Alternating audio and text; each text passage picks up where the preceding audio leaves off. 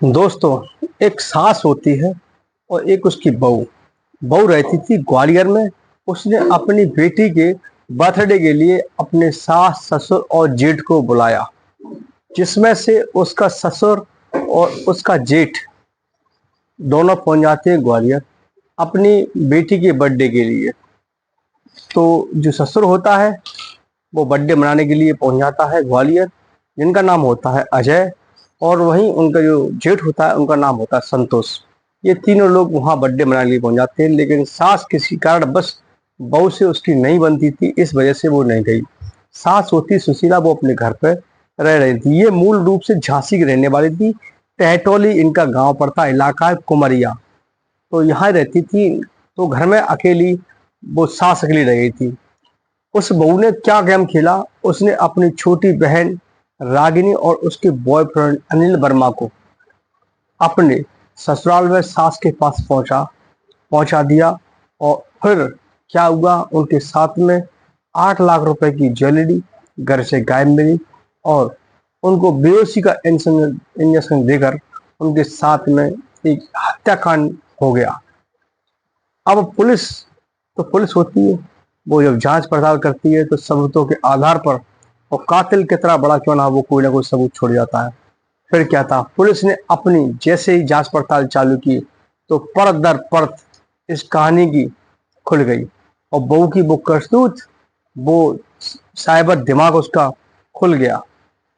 तो उसकी पोल कैसे खुली, आप अगर नए आए हो तो पहले हमारी वीडियो को लाइक करें और चैनल को सब्सक्राइब करना ना भूलें। सब्सक्राइब करेंगे तो हम आप तक आपके ये वीडियो जरूर पहुंचाते रहेंगे। दोस्तों नमस्कार, ये पूरी कहानी आपको बताते हैं। कहानी है पूरी उत्तर प्रदेश के ये पूरी कहानी है उत्तर प्रदेश के जिला पड़ता झांसी, वहीं का एक इलाका है टैटोली, और वहीं एक गांव पड़ता है कुमरिया। यहाँ पर एक पूरा परिवार रहता था। इसी परिवार में एक घर का एक लड़का भी था जिसका नाम होता है कल्याण। अब इसकी पूरी हम और इसकी एक पत्नी थी जिसका नाम था पूजा जाटव। अब पूजा जाटव की पूरी कहानी कैसे चलती है और कैसे घूमती है। अब पहले इन दोनों की शादी होती है करीब 6 साल पहले। कल्याण सिंह जो था वो कोर्ट कचहरी के चक्कर काट रहा था, वहीं पूजा भी अपने कोर्ट कचहरी चक्कर काट रही थी। पूजा अपने पति की इस तरीके से कहानी सुनाती है कि जिससे कल्याण उस पर प्रभावित हो जाता है। ये दोनों अनजान थे, लेकिन इनकी मुलाकात एक कोर्ट कचहरी के अंदर होती है। तो ये इसने अपने पूजा जाटव ने अपने पति, पहले जो पति था, उससे तलाक लेना चाह रही थी। उस सिलसिले में बार बार तारीख पे आया करती थी और इसकी मुलाकात हो जाती है कल्याण से। और कल्याण को अपने प्यार के जाल में धीमे धीमे फोन संपर्क होता है, प्यार के जाल में फंसाती है और फंसाने के बाद ये दोनों लोग शादी करने का फैसला करते हैं और फिर एक घर से दूर शहर में किराए के मकान में रहने लगते हैं और वहीं जिंदगी का गुर बसर करने लगते हैं। इनकी एक लेकिन 6 साल तक साथ रहते हैं। इनके घर वालों को भी सब कुछ मालूम था, दूसरे परिवार को। पहला पति इसको छोड़ चुकी थी, दूसरा पति साथ रह रही थी। 6 साल तक इसके साथ में रहती है, लेकिन इसकी कोई संतान नहीं होती है पूजा जाटव की। पूजा जाटव उसके साथ बड़े खुशहाल जिंदगी बिता रही थी, लेकिन दिखने में बहुत ही खूबसूरत थी। तो वो कभी भी उसकी आंखें किसी में जा सकती थी। अब उसके पति जो कल्याण होता है, उसकी एक्सीडेंट में हो जाती है डेथ। जब अकेली रह जाती है, अकेली रहने के बाद वो परेशान हो जाती है कि अब किसके सारे जिंदगी के काटें, किसके सारे नहीं। तो उनके जो कल्याण के परिवार के लोग होते हैं, यानी उसके ससुर होते हैं, उसका जेठ होता है संतोष, ये उसके पास जाते हैं और उसे कहते हैं कि आप हमारे घर पे आओ, वहीं रहने लगो साथ में, अकेले यहाँ कब तक जिंदगी काटोगे। तो ये उसके घर पहुंच जाती हैं, अपने ससुराल में रहने लगती है और रहने के बाद उसकी नजदीकियां अपने जेठ के साथ में बढ़ जाती हैं। जेठ भी उसको पसंद करने लगता है। जेठ जो संतोष होता है, उसकी पत्नी भी थी, लेकिन फिर भी उसका दिल अपनी भाई की पत्नी पर आ जाता है और वो दोनों लोग रिलेशनशिप में रहने लगते हैं। और कब वो सारे संबंध उनके बनना चालू हो जाते हैं उनको खुद नहीं पता पड़ता है। और वो उसके साथ में रहता है, उससे एक बेटी भी पैदा हो जाती है। ये उनके घर वालों को पूरा कहानी मालूम था। जब संतोष की पहली पत्नी उसकी पत्नी झगड़ा करना चालू कर देती है, तो झगड़ा करने के बाद, ये पूरा मामला 2024 का है, झगड़ा करने के बाद इतना झगड़ा बढ़ जाता है कि वो जो पूजा जाटव होती है अपने बच्चे को लेकर अपने मायके पहुंच जाती है। इधर उसका जेठ उससे मिलने के लिए तड़पता था और जो ससुर था वो भी कहीं ना कहीं अपनी उस बहू की तरफ अग्रसर था। यानी कि दोनों मीठी मीठी बातें करके, यानी कि 3 लोग उसके चंगुल में थे, लेकिन सुशीला उसकी जो सास थी वो इससे नफरत करती थी। अब नफरत तो करती थी, लेकिन अब बड़ी मुश्किल से ये मायके पहुंच जाती है। तो यहाँ संतोष को वो प्यार में संतोष की बेटी तो थी उसके पास, क्योंकि उसके साथ में सारे संबंध बनाए थे, उसी का बच्चा पैदा हुआ था, बेटी। तो इसका बर्थडे मनाने के लिए संतोष से बात करती है, संतोष को वहां आते हैं और कहा जाता है कि हमारे कल्याण की जमीन है 18 बीघा जीवन, उसके हिस्से में जमीन पड़ती है, तो आधी 50% हमको दे दो, जिससे मैं अपने जीवन का गुजर बसर कर सकूं। लेकिन उसकी जो सास होती है वो देने को मना कर देती है। तो उसके बाद ये ग्वालियर जाते हैं, वहां जाके इन दोनों की फिर बातचीत होती है। तो उसका ससुर जो होता है 8 बीघा जमीन देने के लिए राजी हो जाते हैं। राजी होने के बाद वो कहती है कि मैं संतोष और जो उसकी जो पूजा जाटव है, दोनों लोग ग्वालियर में रहकर कोई काम धंधा चालू कर देंगे, जिससे गुजर बसर होना चालू हो जाएगा। इस तरीके से ये बातचीत होती है। बातचीत फाइनल होने के बाद ये घर वापस आ जाते हैं, लेकिन कुछ समय बाद वो दिमाग में कुछ, उसकी सास होती है वो स्पष्ट रूप से मना कर देती है कि इसको पोटी पूरी भी नहीं देंगे, इसके चाल चलन है वो बहुत गलत है, इसने हमारा पहला बेटा को फंसाकर उसको खत्म कर दिया और अपने पहले पति को छोड़ के आगे अब तीसरा ये हमारा जो इसका जेठ लगता है उसको अपने चंगुल में फंसा लिया, उसके साथ नाजायज संबंध बनाकर बच्ची पैदा भी कर ली और यहाँ पूरे घर को बिखेर दिया, और जो ससुर है उसको भी अपने चंगुल में फंसा रखा है।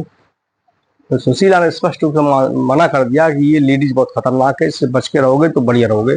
वो जानती थी इस चीज को, लेकिन जो पूजा जाटव थी वो भी साथ दिमाग की थी, वो भी इस चीज को जानती थी कि अगर ये हमारी सास हमारे बीच में सुशीला रहेगी तो हमें शायद ना तो घर में कोई हिस्सा मिल पाएगा, ना ही हम सुख चैन से रह सकते थे। इसलिए उसने एक प्लानिंग बनाई, अपनी छोटी बहन रागिनी के साथ में कहा कि हम मुझको अपनी सास सुशीला को अपने रास्ते से हटाना है, जो कि बहुत ही खतरनाक है और मुझको जीने नहीं दे रही है, ना मुझे हिस्सा देने दे रही है। तो फिर जो उसकी बहन रागिनी होती है वो अपने बॉयफ्रेंड अनिल वर्मा को संपर्क करती है, उसको पूरी कहानी बताती है इस तरीके से कि इसको रास्ते से किस तरीके हटाया। वो एक षड्यंत्र रचते हैं, षड्यंत्र जब रचते हैं तो इधर जो पूजा जाटव होती है, पूजा जाटव ने कहानी बनाकर अपने संतोष को, जो उसका वो एक तरीके से पति था, और क्योंकि उसके साथ में वो एक संपर्क में रह रही थी, उसके रिलेशन में रह रही थी, लिव इन रिलेशन में, उससे बच्ची भी पैदा थी। तो वो तो आ गया वहाँ पे, ससुर को बातों में लेकर कहा कि आप नहीं आओगे तो ना तुम्हारी नात नहीं है, इसका बर्थडे कैसे मनेगा। तो वो भी एक रिश्तों में उलझ के वो भी पहुंच जाता है। ये उसका साजिश का पहला हिस्सा था, लेकिन वो दोनों भाप नहीं पाए। सुशीला सतर्क थी, सुशीला इन बातों में नहीं आई जो उसकी सास थी। अब वहां से 150 किलोमीटर चल के झांसी से मोटरसाइकिल से उसकी बहन रागिनी और उसका बॉयफ्रेंड अनिल वर्मा पहुंचते उस गांव में, अपनी मोटरसाइकिल को गांव के किसी कोने में रखकर वहां से पैदल पैदल उस गांव में, जो गांव होता है कुमरिया, वहां पर पहुंचते हैं। और पहुंचने के बाद उस घर में आंगन में उनसे बातचीत होती है। बातचीत होने में उनमें काशनी चला जाती है। तो जो अनिल वर्मा और वो होता है, दोनों लोग उसका मुंह दबाकर उसकी सास को अंदर कमरे में ले जाते हैं और जबरदस्ती से बेहोशी का इंजेक्शन लगा देते हैं।